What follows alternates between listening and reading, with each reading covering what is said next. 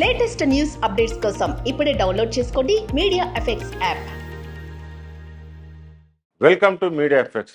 సల్మాన్ ఖాన్ బ్యూటీగా జాక్వెలిన్ బాలీవుడ్లో ఉన్న క్రేజీ అందరికి తెలిసిందే.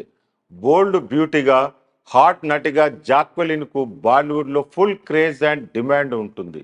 సల్మాన్తో కిక్ రాధే అంటూ జోడు కట్టి బాగానే పాపులర్ అయ్యింది. ఇక ఈ భామ తెలుగు ప్రేక్షకులకు కూడా బాగా తెలుసు.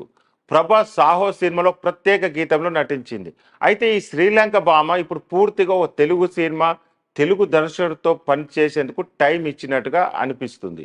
పేపర్ బాయ్ సినిమాతో దర్శకుడిగా జయశంకర్కు వచ్చిన పేరు అందరికీ తెలిసిందే. తొలి ప్రయత్నమైన ఎంతో ఎమోషనల్గా అంత కన్వీనియన్స్గా ప్రేమ కథను చెప్పిన తీరుకు అంతా ఫిదా అయ్యారు. సంతోష్ శోభన్కు పేపర్ బాయ్ ఎంత మంచి పేరు తీసుకొచ్చిందో అందరికీ తెలిసిందే. సంగీత దర్శకుడిగా భీమ్స్కు సైతం మంచి పేరు వచ్చింది. అలాంటి సున్నితమైన కథను చక్కగా హ్యాండిల్ చేసిన జయశంకర్ ప్రస్తుతం ద్వితీయ సినిమాను ఎదుర్కొనేందుకు సిద్ధంగా ఉన్నాడు. జయశంకర్ హరీష్ షడ్వర్గాల కాన్సెప్ట్ మీద తీసిన ఆరి మూవీ అన్ని అడ్డంకులను దాటుకొని జూన్లో వచ్చేందుకు రెడీగా ఉన్నట్టు తెలుస్తుంది. ఇప్పటికే ఆరి మూవీని ఎండమూరి వెంకయ్యనాయుడు వంటి మహామమునులు వీక్షించి మెచ్చుకున్నారు.